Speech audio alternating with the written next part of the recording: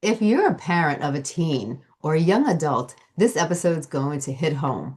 Maybe a little uncomfortably, but in the best possible way.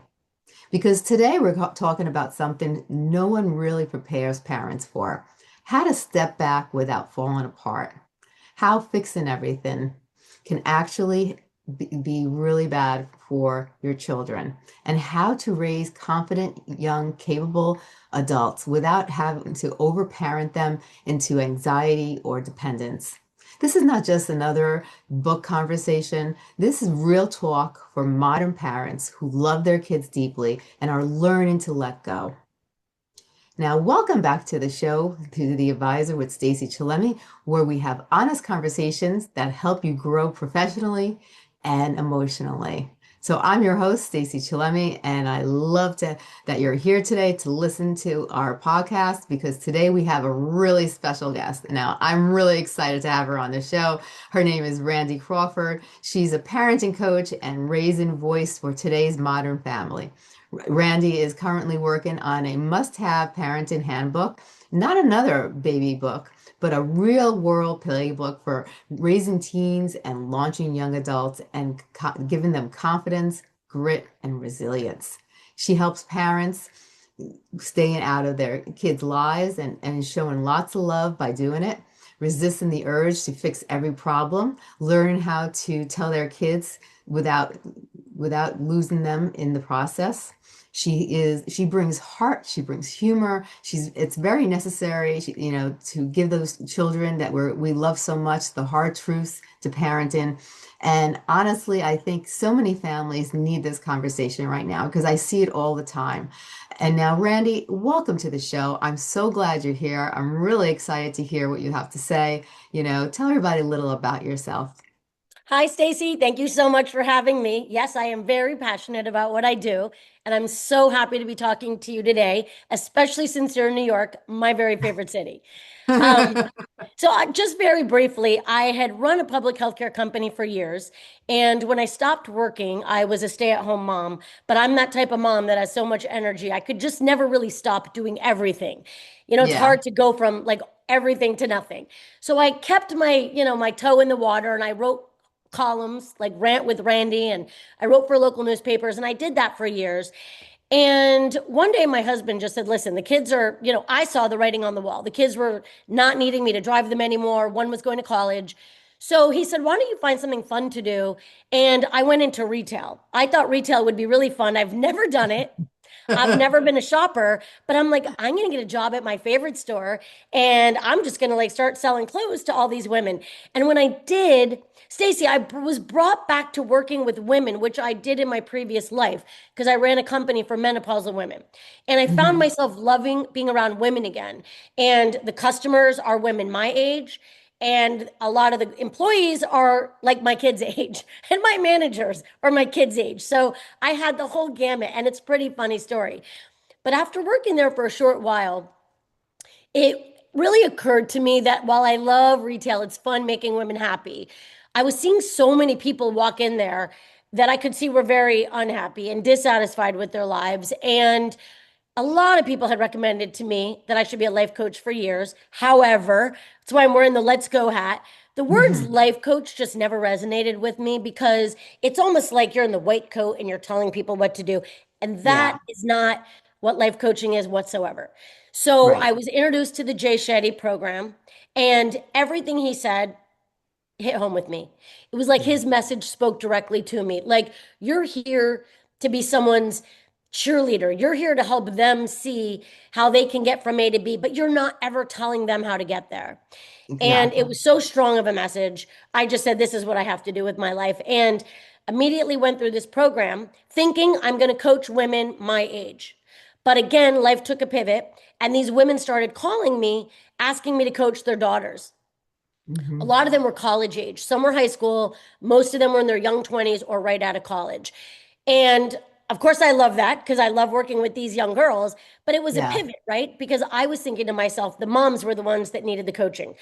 Well, then that sort of led to coaching and listening to moms and daughters tell two very different stories about the problems. The mom thought that one thing was the issue, and then I start working with the daughter, and it's a very, very different issue. And so Yes. it became crystal clear to me through that type of work, and then giving a lot of local talks to moms and daughters, that the problem was really stemming from the way that we're parenting our kids, not being negative and not being judgy. But the reason that I work with these girls who have gotten themselves into incredible schools and have beautiful brains and beautiful energy and can do so much, but yet they have no coping skills whatsoever. And so I started giving more and more talks to moms and insisting that when I work with a daughter, I have to work with her mom, because we need to understand that our parenting is a very big part of the problem. And so when I say the problem, I don't think it's a shock to anyone that our kids are more anxious than they've ever been before, depressed, there's mental health issues, body image issues, suicidal ideation, loneliness, all of it. And I'm not blaming that on parents, but I'm saying there's a lot we can be doing at home to help our kids that we're not doing. Because the last thing I'll say is the number one thing we're afraid of is discomfort.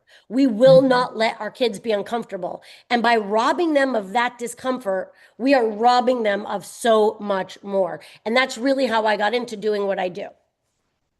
I love it. I love it. Now, Randy, what was the moment that made you realize that parents desperately needed this kind of handbook? Not advice for babies, but guidance for teens and young adults. The number one, when I started watching, it wasn't even from a coaching perspective, it was from a parenting perspective when my phone would just blow up all the time. And the number Hmm. one question that moms ask me about their very capable kids is, Randy, how did we get here? Why is my phone blowing up daily with my kid Yeah. asking me, what should I order for lunch? They can't make these basic decisions. And Yeah. I finally just said, we did this. Like, ladies, we did this. Their whole lives, we've made every decision for them. And then we send them to college where they're given a very soft landing to adult, right? But we're not even Hmm. letting them do that. We're not even Yeah. letting them do that, Stacey. We're sending them to college and we're paying for laundry services. We're paying for, their Ubers and their DoorDashes and every single thing that we had to do.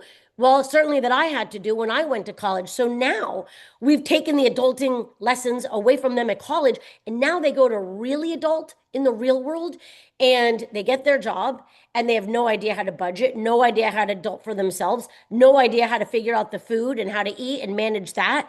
And it's like we have to go way, way, way back and Yeah. start doing these kind of things much earlier. So that's when it really hit me, when every other conversation was, how did we get here? Exactly.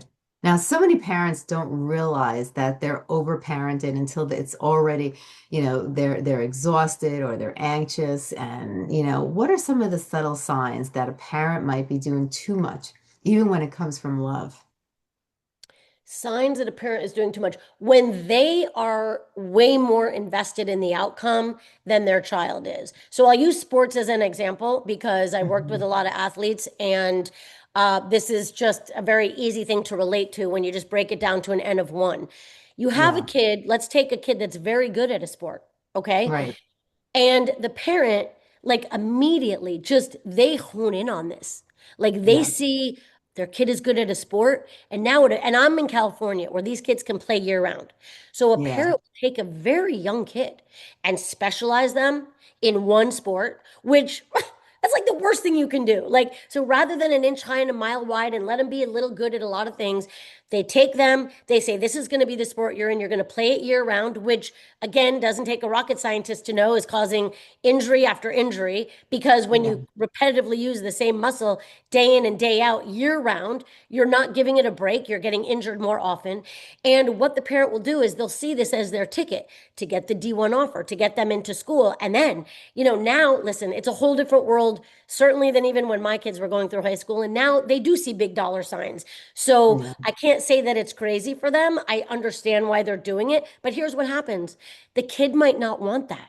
And so the kid might start resisting going to practices or resisting going to all those tournaments back east or from east coming out west. And when the kid is resisting it, and when the parent is insisting on it and paying lots and lots of money for it, and the Yeah. parent is fighting their kid to get them to practice, to get them to the extra trainings, to get them to eat and work with a nutritionist, that's when you know you have a problem because the parent is pissed off and annoyed and exhausted, and they're never taking a step back and just saying to their kids, hey, is this what you want? Do you Yeah. want to go and play football like at a D1 school? And do you want to play lacrosse or basketball or soccer or any of these other sports? And so what happens is you have a kid that's really good in their hometown. Let's call them the Yeah. hometown hero. And then they get the Hmm. D1 offer. Woo, and everyone's like all crazy. They have signing day. It's a big deal. And then they Yeah. get to school and they look around, they're on the team, they're in the middle of the pack. They're certainly not the best. They're not the Yeah. worst. They're in the middle. And they Yeah. realize, guess what? At university, they might say student first. You're never student first. Let's be real. Okay. You're a Yeah. student athlete. You're an athlete student. I'm sorry, but I'm going to say it. So you have two full-time jobs at college. You really do. And Yeah. these kids from it could be 4 in the morning, 5 in the morning until maybe 11 at night. Their day does not stop from the weights to Hmm. the classes to the practices to the homework to the this to the that. And it is two full-time jobs. Now, some kids thrive on that, and God bless them. That is what they are cut out to do. Others do not. They didn't want to do it in the first place. Their parents wanted them there. They felt too guilty because their parents sacrificed so much to get them there. Yeah. And now you have a lot of very serious mental health issues because you have kids that are breaking. They don't know how to tell their parents they don't want to do it. They don't have Hmm. enough time in a day to figure out what they want. They don't want to tell anyone because if they tell the coach and then the coach views them as weak, they're not going to get played. I mean, it's a never-ending loop because as Yeah. parents, we put our will on them. We want them to do what we think is best for them, and we never Right. stop and ask them. And so that is how we know when we are doing too much is when we want it way more than they do. And that happens all the time. Yes, it really does. It really does.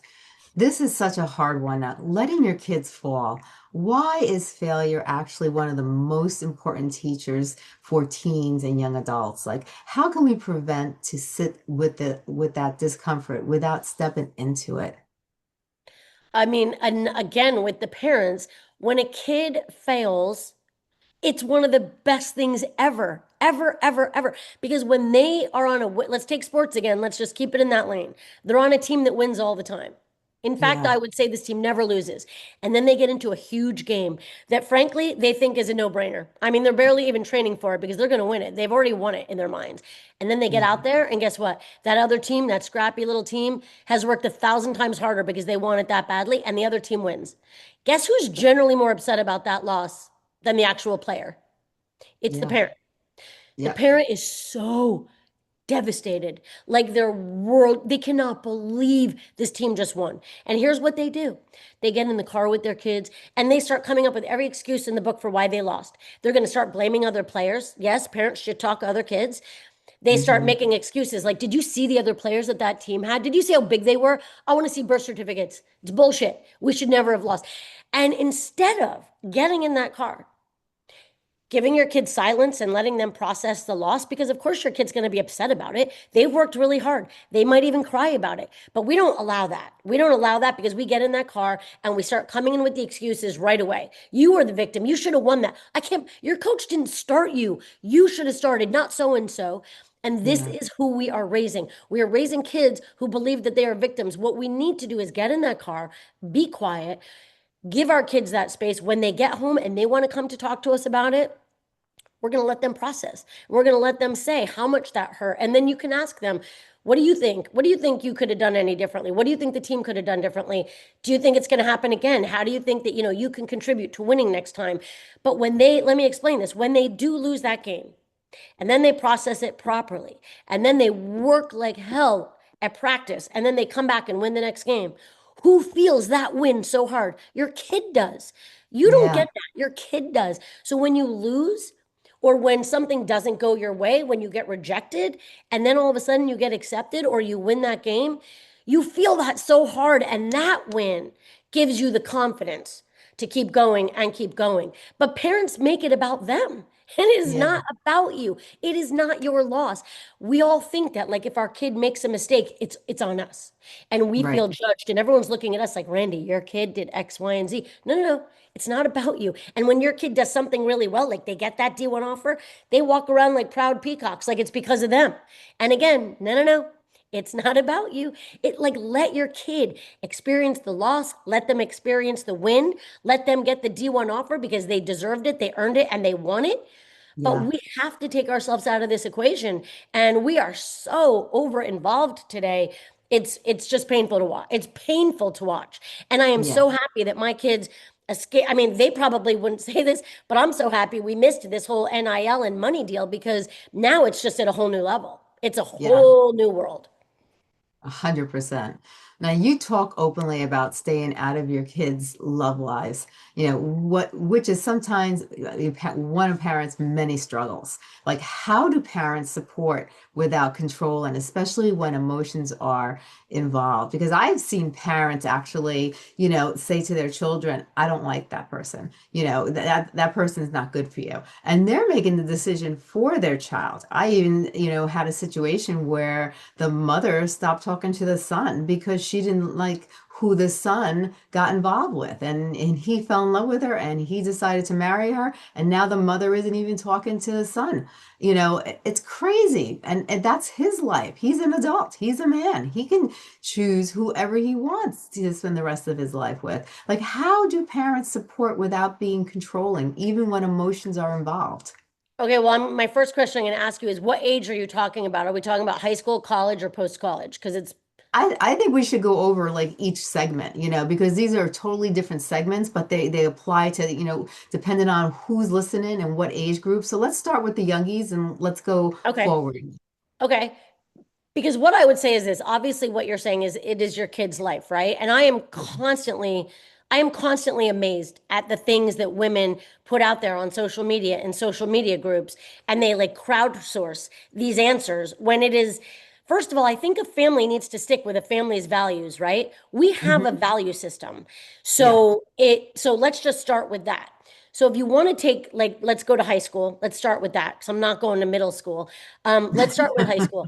Yeah. You have a set of rules in your home, right? Like, I'm going to let my kids start dating at such and such an age. There's always the Hmm. questions like, well, do I let the boyfriend come over when I'm not here? Or, do I let the boyfriend sleep in the same room as my daughter? Or so on and so on. I think that no one can tell you, right, what the answer is. But when your kid is in high school, you have to know that that's not a lifer, right? I mean, generally speaking, sometimes I do have a friend whose son is about to be engaged this weekend. They've been dating since high school, but that's not the norm. You're going to have many, many boyfriends and girlfriends from high school. So I think that it's like basic Romeo and Juliet. We should know this. When your kid starts dating someone and you come in and just say, like, I hate that guy and he's awful and I want you away from him, your kid is, especially as a high school kid, when they're a little bit more manipulative, and they're having their independence and they're wanting to pull away from you, they're just going to run harder and faster into that other person's arms. So I Yeah. think we step back a little bit in high school and keep our opinions to ourselves, unless obviously we see that there's danger. We see somebody being very controlling of our kid, trying to isolate them. Any of the signs of danger, we step in. Yeah.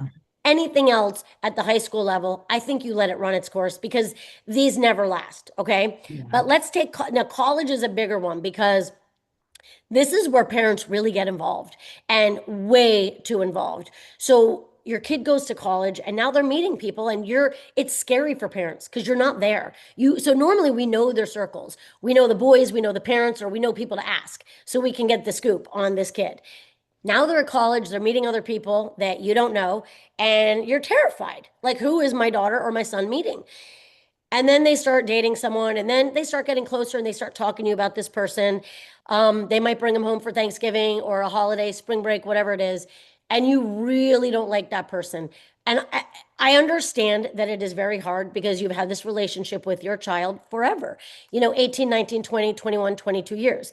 So you know your child best. But what you have to understand is now your child is really a young adult and they are really deciding who they enjoy being around, who lights them up, who makes them feel good, who do they want to be around now.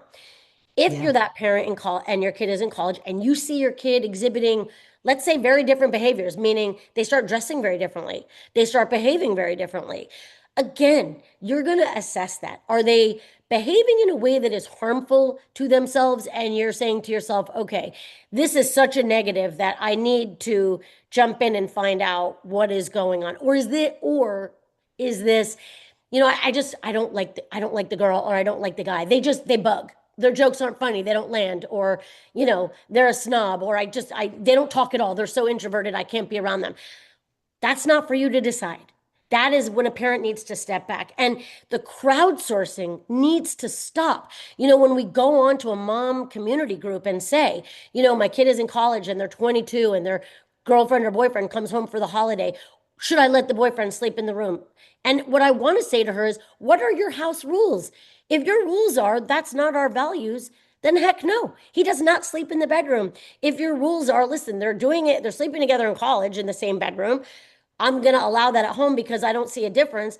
That is, we have to stop looking to other people and how they parent and what is important in your house and what of the boundaries that you've set up with your kids growing up. But you see, we're getting so far away from that and we're letting social media raise our kids that the lines have become way too blurred. My message is so clear. Get back to your family time and this in real life and establish your family values and have that open communication, because that is how then these big things don't become so big when you're able to have these very easy open conversations. If you have good communication with your kids, I don't think these things do become such a big issue, because then you can talk openly from the get-go and say things like, wow, I notice you're doing X, Y, and Z, and you've never done that before. Like, we good? Yeah. Like, we good? And they're like, Ma, we good. You want that communication. And if you don't have that, that's where the problems do start. But Yeah. especially in high school, you have to know. I mean, you push, they're going to just run right into the arms of the person that you don't like. So Yeah. that's where we need to be a little bit quieter, because everything generally works itself out and they learn. Yes, I agree. Now, one of the things I see often is that parents lose their sense of self during this stage. How do parents redefine who they are when their role starts changing? And how do they do that without guilt? Okay, well so we're now talking about like the next season. We're talking about the next chapter when our kids are either grown and in college or not living at home. I think that Hmm. that's a big issue for a lot of women. That was my entire, company before I stopped working, was women have a very hard time at this time of life because they don't know who they are when their whole identity has been raising their kids. Now, Yeah. I love raising my kids, and I would say that is my proudest achievement of my entire life. And I've done so many different things in my life. However, and there's a big however, it's very healthy for our kids to see that we are doing other things, and that we are doing other things with our life. And I never use the term than just being a mom, but when you Yeah. hang when your hat is hung on this is who I am and what I do, you are going to be very disappointed, because if we have done our job right, if we have done Yeah. a good job of raising an independent human, they're going to go out into the world, and I don't know what their path is. So I'm not going to say they're going to get married in a bit. I don't know what your kid's path is, but I sure hope Right. they find one, and I sure hope they're happy, because that is the goal, that we raise happy, independent, young human beings, and for them to see us happy and healthy and finding things that we enjoy. So Yeah. if we don't do that, what happens is they feel a lot of guilt that they're going off and living their life, and mom is home, and now what is poor mom doing? That's never our goal. Our greatest Right. gift we can give our kids is independence. And that goes for both of us, independence for them and independence for us. So we want to model the behavior that we want them to live. Yes, 100%. And I think a lot of times parents at that stage go through that empty nesting period where, who am I now?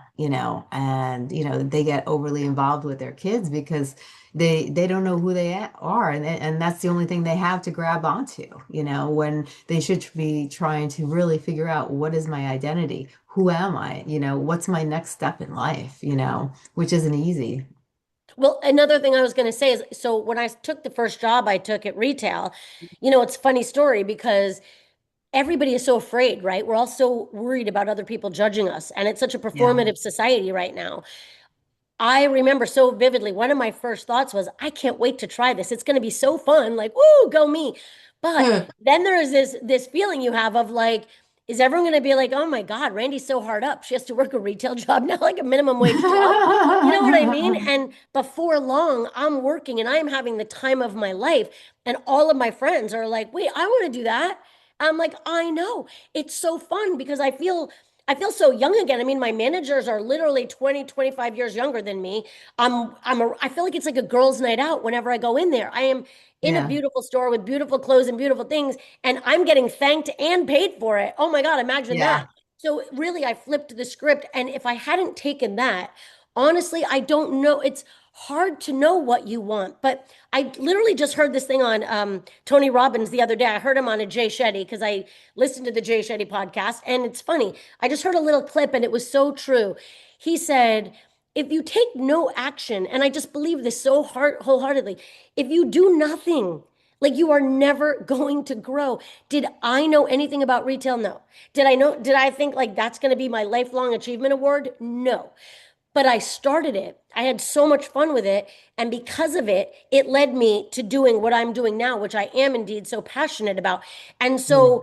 for moms, if we just live our life now in this chapter and we stop worrying what everyone else is going to say about us, I Yeah. mean, we have one life. Like YOLO, that's actually fact. Like whenever it's like, oh, in my next life, honey, there is no next life. Not now, not ever. Well, maybe some people believe that, but right now we are here. So if you want to try something, and by the way, don't announce it to the world. You don't have to put it on the gram. Just do you. And you might find something that you really enjoy. But I think there's so much analysis to paralysis.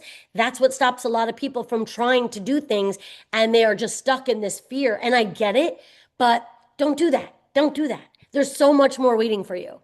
I agree. I agree completely. Now I'm going to throw some questions at you that are short questions, but they have, I think, a really big impact on people. Like Okay. what is one belief parents need to let go of right now? That anything is perfect. There's no perfection. It never Yes, happens. You're not I perfect. Your agree. kids aren't perfect. I agree completely. I always said that I don't even think that word should be in the dictionary because it doesn't exist. Perfection does not It's exist, a you know. horrible word. And can I add one more? Because the other one I want to add is like, my kid would never do that.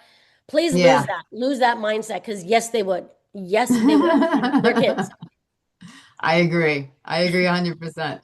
Now, what's one habit that creates stronger, more independent kids? Letting your kids, you don't teach them resilience, they build resilience. So Yes. letting them fail. Yeah, I agree. So many parents are so afraid to let their kids fail, and they're so afraid that of their kids falling. But that's one of the best things for them because if you step back and you're there for them, but you let them get up on themselves, they grow resilience, they grow strength, they learn from their mistakes, they learn from what happened, and it shapes them and makes them a better person. And I don't think a lot of parents, realize that, but it's one of the best things you can do for a I know, child. like you can't give resilience. Like you know what? I'm going to give this one a little bit more resilience. It doesn't work that way. They get their resilience when they build their confidence, and they build their confidence when they try new things, and when they maybe fall down, but then figure it out. That's when they build their confidence. So you can't give it to them. You need to step back. 100%. Now, what's one of the biggest mistakes parents make with their best intentions? Fixing everything for their kids. Yeah, Absolutely, that one's an easy one. Fixing everything. They get a bad grade, calling the teacher. They're not played on the team, calling the coach. We have to let them work these things out. I agree.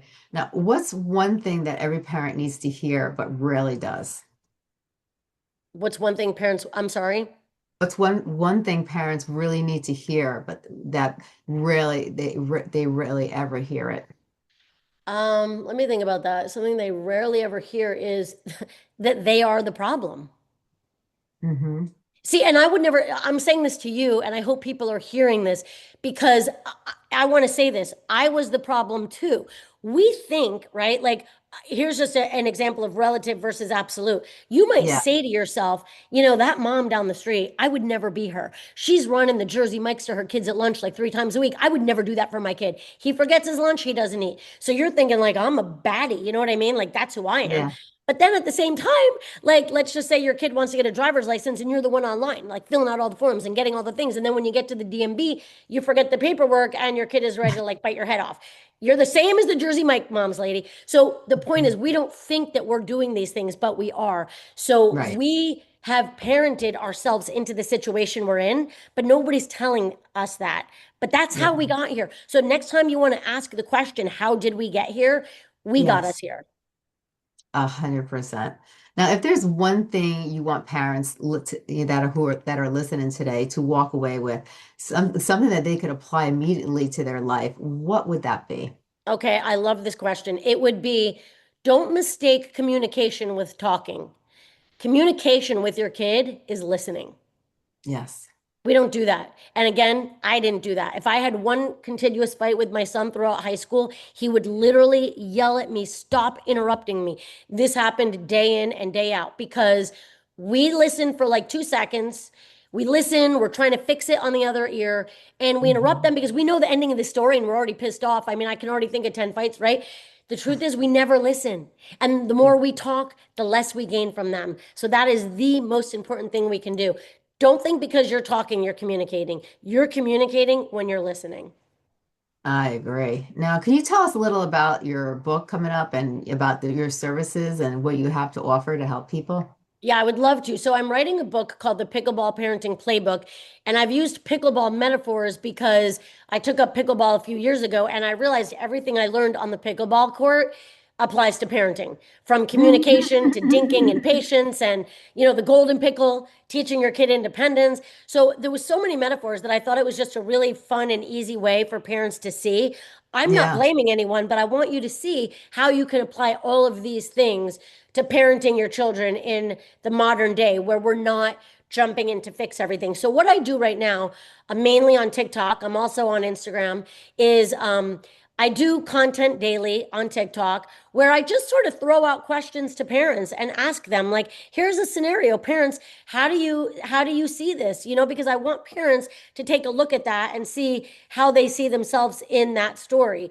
And so I do that, and I'm a life coach, and so they can reach me at my website, and it's Yeah. at Randi Crawford Coaching, with an I, Randi with an I, Crawford Coaching. And they can book a free 30-minute session with me and to just see, do I jive with this person or is she going to make me crazy? Because you're not going to call and work with me and be a victim. That's just never going to happen. Like Right. when I work with people, it's great. I mean, because I'm your cheerleader and I want what's best for you. And it's great to have a coach because I am not invested in the outcome. Your mom or your dad is. I'm here to Right. help you get where you want to be, if that makes sense. Exactly. And so, yeah, so I have a website and I'm on TikTok and I'm on Instagram at Randi Crawford Coaching. I love it. Now, for everyone who's listening, if this conversation resonated with you, I highly encourage you to connect with Randy and follow her work. If you can learn more about her coaching and upcoming parenting handbook, you can go right to her website that she just mentioned, randycrawfordcoaching.com with an I. And if you're getting value from this conversation, make sure that you're following and subscribing to our podcast so you don't miss out on future episodes like this. And please share this with another parent who needs to definitely hear it. Now, Randy, I thank you so much for being on the show today. I feel like this is so needed. Like when I wanted you on the show, I wanted you on the show because I see so many people in our new generation, just being so tiptoeing around their children and not letting their children take charge and not letting their children fall and not letting, they're doing everything for their child. And what happens is, and even it happens with adults too, if you have a spouse that does everything for you. I've seen so many spouses, I'll use this as an example, like a metaphor, that, their spouse did everything for them. And then unfortunately their spouse had an unexpected passing and they died. And then all of a sudden that woman or that man is left and they don't know how to do anything because the whole time they were married, the other one did everything. Well, it's the same thing with children. If you're doing everything for your child, everything for your teen, your college kid, you're not letting them grow to be a strong person with resilience. And it starts from early childhood and on. I started to teach my children how to make breakfast when they were little, when they were in grade school. I'm like, we started out with the cereal and we worked our way up as they got older, and not because I didn't want to make them breakfast, because I just wanted them to learn how to do things for themselves. And I really think it's important that we take a step back and let our children, do things for themselves. And if they fall and they need help getting up, we're right behind them and we'll help them. But let's give them a chance to, fall and pick themselves up before we start doing everything where they can't even, I've seen parents where they've done so much for their kids that their kids can't even call DoorDash and order food without calling them and say, Mommy, I'm hungry. And the kid is in high school. It's like, let's that's not right. If is it just think about it.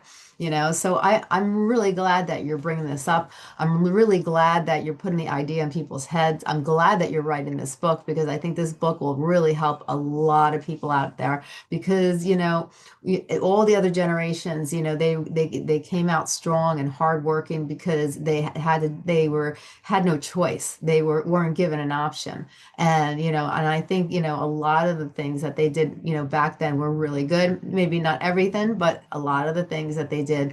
And they all grew up with strong attitudes and resilience and good communication skills, because we didn't have the cell phones and everything until we were late in life. And that's something definitely that we have to consider. But Randy, thank you so much for being on the show. Before we go, is there anything else that you'd like to add to the conversation before we go? Well, I just heard you say one thing, and yeah, it makes me just want to add to this. When you said it's so important to let them fall, it's so important. I just want to add to that, that not only do we let them fall, but like when they fall and when something doesn't go their way, we don't make an excuse for why they Yeah. didn't get into the college or why they didn't make the team or why they didn't get the good grade. Stop making excuses and turning your kids into victims, because they will have no coping skills whatsoever. Don't Yeah. be angry at them. Don't shame them. Don't judge them. Just accept it. Like, you lost. Okay, what are we going to do? What are we going to do to win next time? What are we going to do so the coach will put you into play? That's like the mindset shift that we need to have. 100%, 100%. Randy, thank you so much for being on the show. I really appreciate you. I would love to have you back on the show to share some more information and, go over a lot of these different topics we talked about today more in depth. But thank you so much for being on the show, and just thank you for, really educating others and bringing awareness to others about parenting and some of the flaws that we do, not even thinking about it. And, so we could work on ourselves and, help our children at the same time. Thank you so much. Thank you for having me, and you have a great, great rest of your day. You too.